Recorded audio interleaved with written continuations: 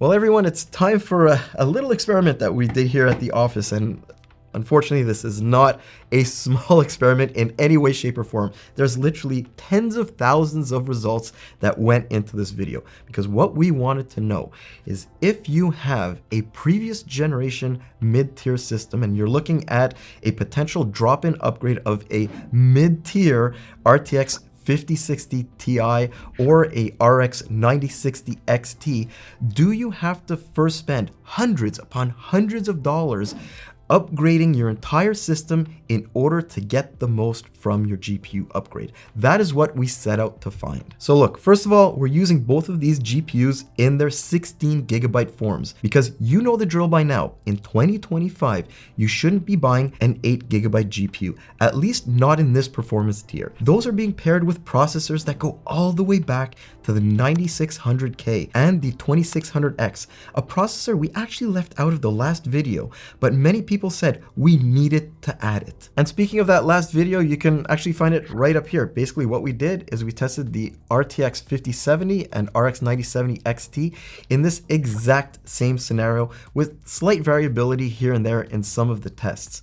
But anyways, before we get into testing, there needs to be some discussion about the situation that we found ourselves in with the RTX 5060 Ti on any system that had a PCIe Gen 3 interface. It was a bloody nightmare, and it might affect a lot of you guys out there. Basically what we did is we tested 4 separate CPUs to try to see if we could replicate this problem. So the 9700K, 9600K, 2600X, and 2700X across 14 different motherboards, and not one of them worked properly. Sometimes they black screened after the driver install process. Sometimes the driver's installed, but after a system reboot, they hung on its loading screen, or the image just didn't display properly ever. And look, we reached out to every single company involved here: NVIDIA, AMD, even Intel, motherboard manufacturers, ASRock, ASUS, Gigabyte, you name it. And you know what? The silence was absolutely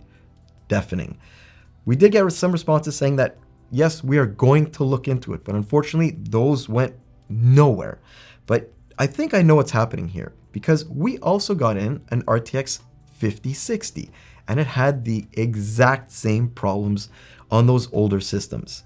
So what I think is happening is that there's some sort of miscommunication between the PCIe Gen 5 by 8 interface on these newer NVIDIA cards and the by 16 Gen 3 controllers on those CPUs.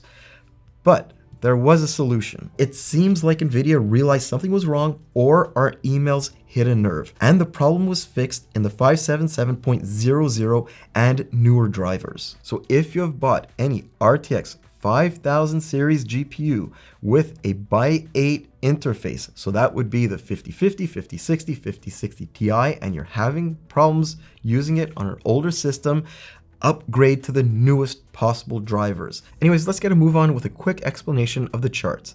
They'll be familiar to anyone who's been following our latest GPU videos, but here's a bit of a refresher for any newcomers. We're splitting them up with the 9060 XT 16GB on the left and the RTX 5060 Ti 16GB numbers on the right. Meanwhile, we have AMD CPUs at the top and Intel ones below that. Those are bookended by the 9800X3D running each of these GPUs for a best case scenario, and the 9600K RTX 2060 combo at the bottom to represent a setup that people might be upgrading from. And all of these tests are being run at 1440p at the highest detail settings, simply because I think that's a realistic expectation that anybody would have if they're buying one of these 16 gig cards and paying this kind of money in 2025. Anyways, let's start with Alan Wake, and we run straight into a GPU limitation on almost every single one of these processors. There are some small nuances though. With the RX 9060 XT being a bit less powerful than the 5060 Ti 16GB, the only CPU that sees its average frame rates dip is the 2600X. Meanwhile, that 3600X, it also gets in on the action with the RTX 5060 Ti.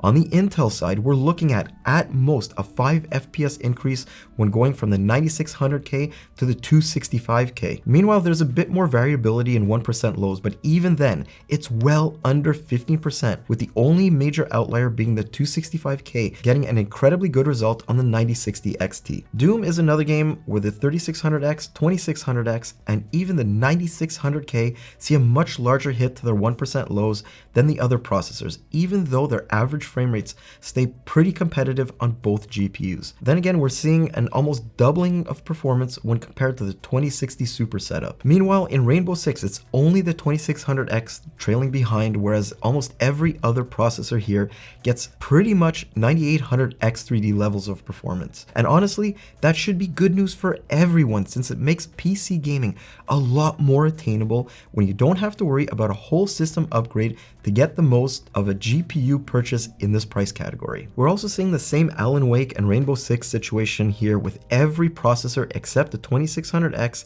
getting literally identical performance in Space Marine 2. But when confronted with the more powerful RTX 5060 Ti, the last 3 generations of AMD processors and 4 generations of Intel CPUs offer frame rates that closely mirror the X3D, but go beyond that and things start, I guess, falling off. It isn't extreme on the Intel side, but 2600X and 3600X owners start smashing into the law of diminishing returns for a new GPU purchase of this caliber here. The same goes for Hogwarts, and yet this game also highlights some very serious challenges right across the board. Frame delivery on AMD GPUs is an utter mess, and even when paired up with an RTX 5060 Ti, the game engine seems to be better optimized for newer Ryzen and Intel processors.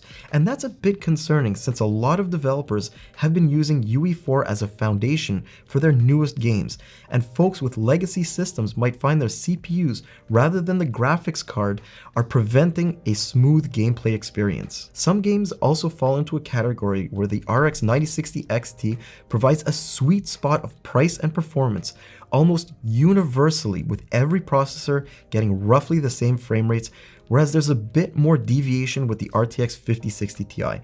In those instances, it's usually the 3600X, 2600X, and 9600K that start falling a bit behind. And in this title, along with a few others, it causes those CPUs to actually perform worse on the NVIDIA card than they do on the AMD one, whereas on more recent processors, the 5060 Ti does come out ahead. I mean, you can even see this to a lesser extent in Starfield.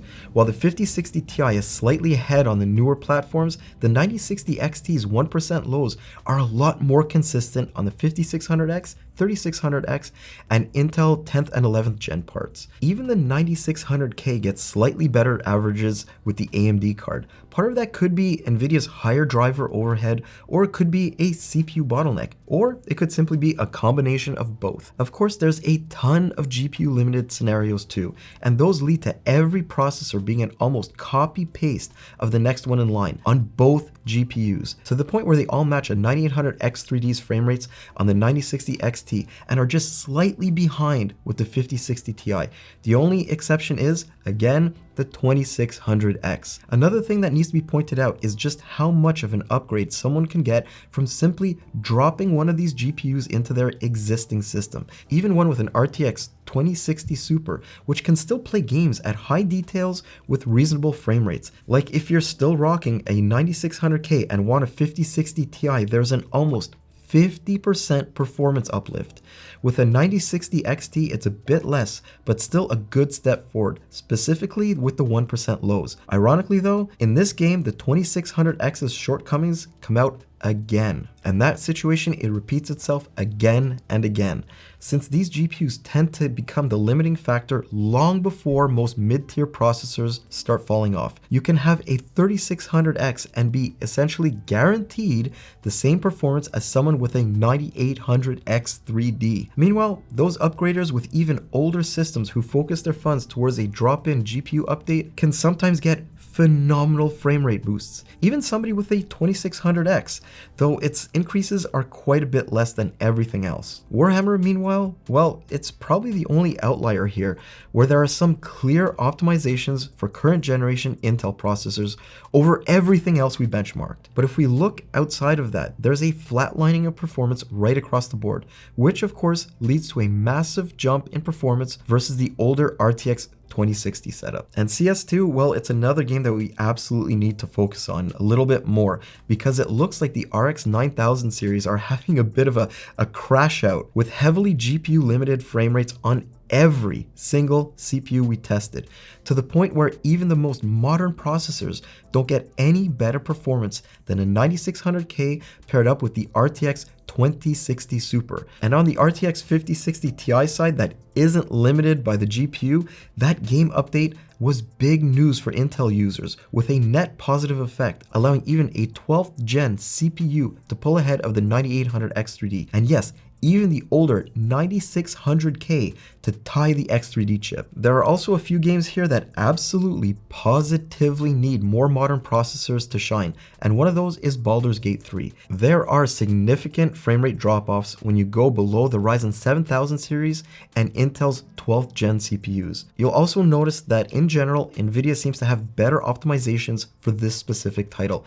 especially with the 1% lows, to the point where the RTX 2060 Super on a 9600K has a more fluid gaming experience than an RX 9060 XT 11600K combo. And Spider-Man, well, it shows almost the exact same thing from a CPU scaling perspective, though with a much stronger showing for the RX 9060 XT. Even here, processors older than the Ryzen 7000 series or Intel's 12th gen end up really suffering. I mean, sure, they all see benefits over the older setup, but in this game, in order to get the most out of your GPU purchase, you absolutely need a newer processor, or a lot of performance could be left on the table. All right, so I guess that pretty much wraps things up, and I do have to say, I think I was pretty surprised here with some of the results.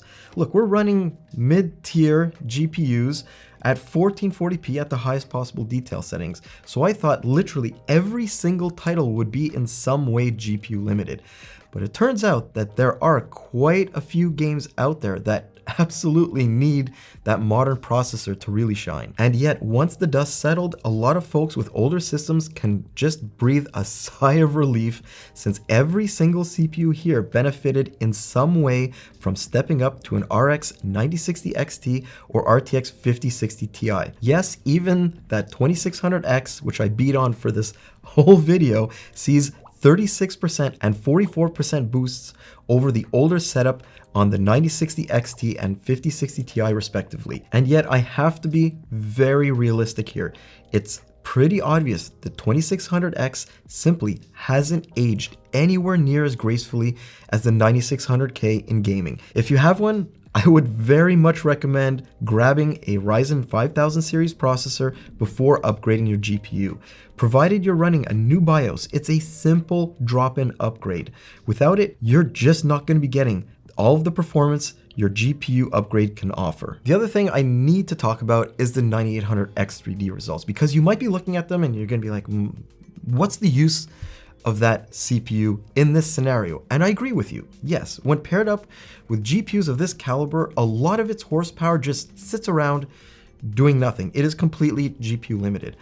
But if you buy that CPU, you're more thinking about the future. That thing is ready for years upon years of GPU upgrades without you having to worry about being CPU limited. So yes, it does absolutely still have value. I think one of the more interesting takeaways here is that spending a lot more for the RTX 5060 Ti absolutely isn't worth it if you're running a 2600X, 3600X, or one of Intel's 9th, 10th, or 11th gen CPUs. As an example, it sees a 13% lead over the RX 9060 XT, whittled down to just about 6.5% on a 9600K. Meanwhile, it costs on average 25% more. So I guess that's pretty much it. But I also wanted to say thank you. Thank you to everybody who commented in that last video requesting more of this type of content. And the entire team here had so much fun looking at the results of this video, because it showed us how long some of these older platforms have been able to last with sort of like sensible GPU upgrades. I mean, Intel 9th gen can benefit so much from one of these GPUs. It's just incredible, right? And I think that also puts us into a little bit of a different mindset versus your typical CPU scaling video, which is focused on those $1,000, $2,000 monster GPUs. But the reality is, most people, they care more about these than pairing a mid-tier processor with something that costs so much. So anyways, I'm Mike with Hardware Canucks. I look forward to doing maybe a couple more videos like this. If you want to see anything similar, please, like I said, give us a comment down below. We're definitely listening. Anyways, have a great day, guys.